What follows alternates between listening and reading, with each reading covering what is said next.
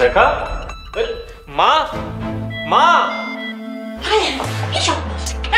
কি করছিস তুই? এত দামি দুধগুলো এইভাবে নষ্ট করছিস তুই? কাজে কোনো মনোযোগ নেই না? কোনো মনোযোগ নেই, ফকিবাজি দাও খালি ফকিবাজি। হ্যাঁ, এই বাড়িতে থাকতে হলে কাজ করে খেতে হবে, জানো না তুমি? কাজ করে খেতে হবে। যদি ঠিকঠাক মতো কাজ না করো তাহলে চুলার আগুন দিয়ে তোমাকে আমি জ্বালিয়ে মারবো। ফাজিল কোথাকার।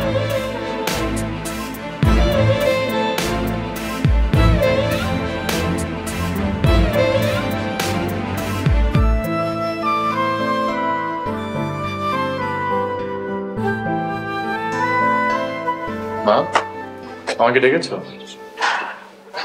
আসার সময় কোনো গন্ধ পেয়েছিস? হ্যাঁ, আসার সময় দুধ পড়ার গন্ধ পেলাম।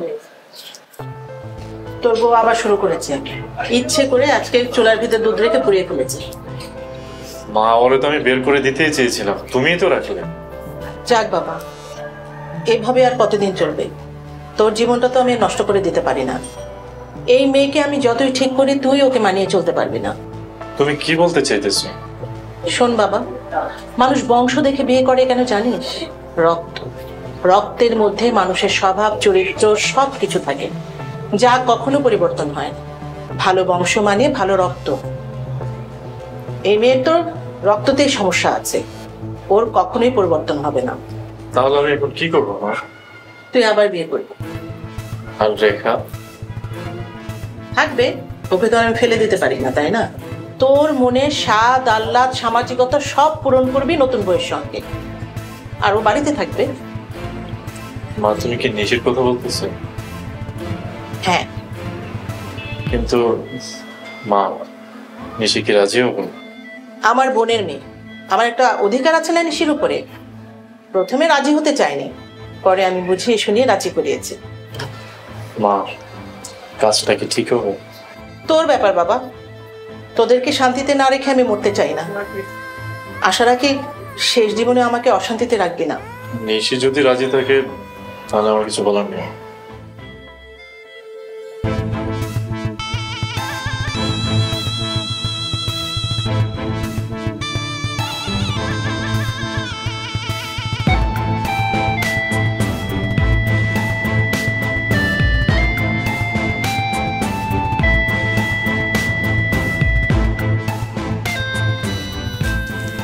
তুই সত্যি অনেক ভালো রে।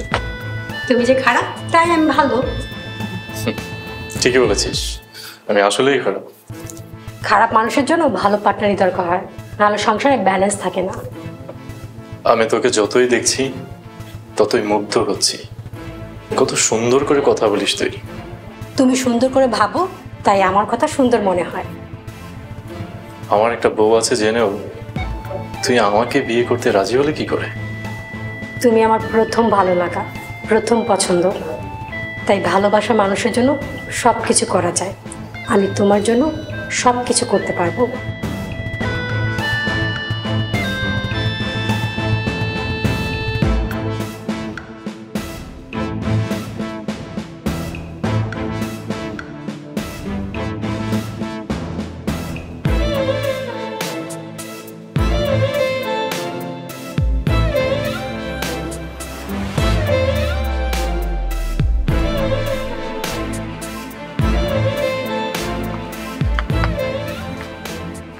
শোন ফকিন্নি, কাজল এখন থেকে আমার। কাজল আর আমি কয়দিন পরেই বিয়ে করছি, আর তুই এই বাড়ির চাকরানি, তাই চাকরানি চাকরানির মতো হয়ে থাকবি। Mind it?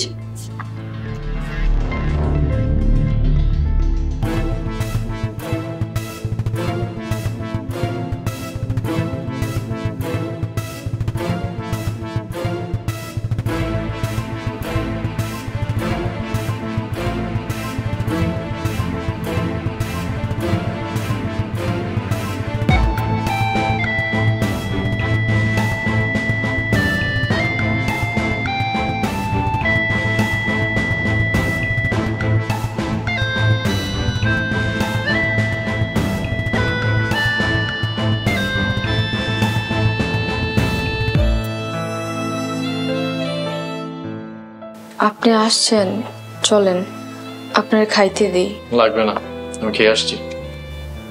আচ্ছা ঠিক আছে, তাহলে আপনি ফ্রেশ হয়ে শুয়ে পড়েন। এইভাবে কথা কইতে যাবেন, কি সমস্যা? না, সবকিছু ঠিক আছে। রেখা, মা মা মা, রেখা, মা কি হয়েছে? অজ্ঞান হয়ে পড়ে গেল। ঢং, সিম্প্যাথি নেওয়ার চেষ্টা করছি। কিন্তু মা, আমার তো মনে হচ্ছে ওর গায়ে জ্বর। জ্বর আসছে? যার আমি দেখছি। হ্যাঁ, গাটা একটু গরম আছে, তুই যা ওষুধ নিয়ে, আমি খাইয়ে দিচ্ছি, যা।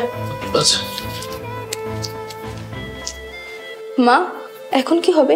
তো অসুস্থ হয়ে গেছে। অসুস্থ হয়ে গেছে তো কি হয়েছে? ওষুধ খাবো, ঠিক হয়ে যাবে।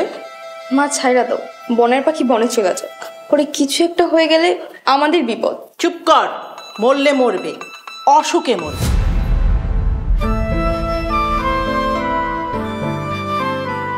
আম্মু, যত তাড়াতাড়ি সম্ভব নিশা আপুর সাথে ভাইয়ের বিয়েটা সেরে ফেলো। আমারও তাই মনে হচ্ছে, তাড়াতাড়ি করতে হবে বিয়েটা। মা, আমি অফিসে যাচ্ছি। চা খাবি না? না, অফিসে যে কফি খেয়ে নেই। শোন, এখানে বস, তোর সঙ্গে আমার কথা আছে।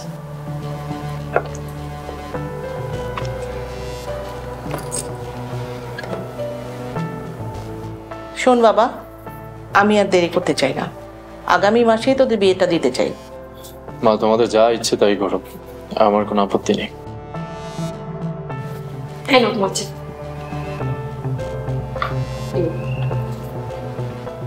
এই নাও তোমার কফি। আরে কি আশ্চর্য, আমি যে কফি খেতে চেয়েছি সেটা তুমি বুঝলে কি করে? বুঝছিস ভাইয়া, এটাই হচ্ছে মনের মিল।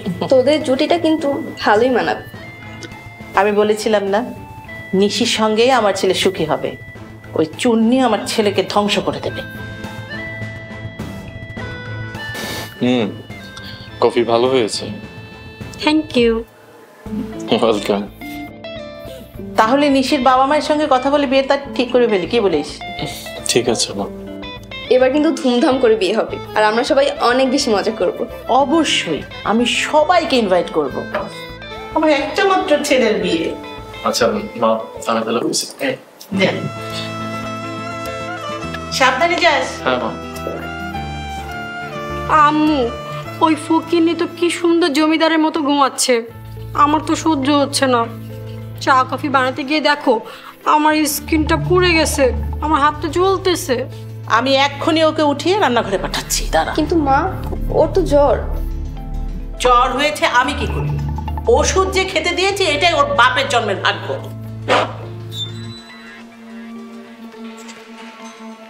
নিশি ভাবি,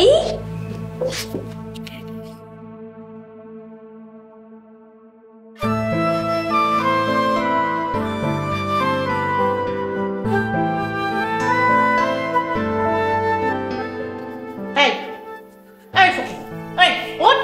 জমিদারের মতো শুয়ে আছিস, বাড়ির কাজকর্ম কে করবে?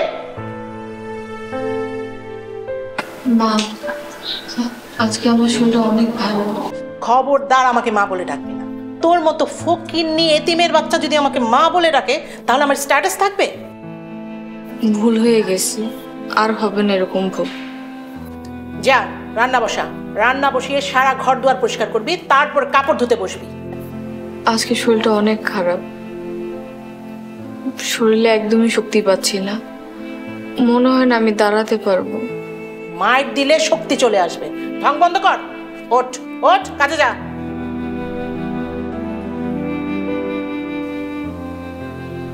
আচ্ছা, যাচ্ছি।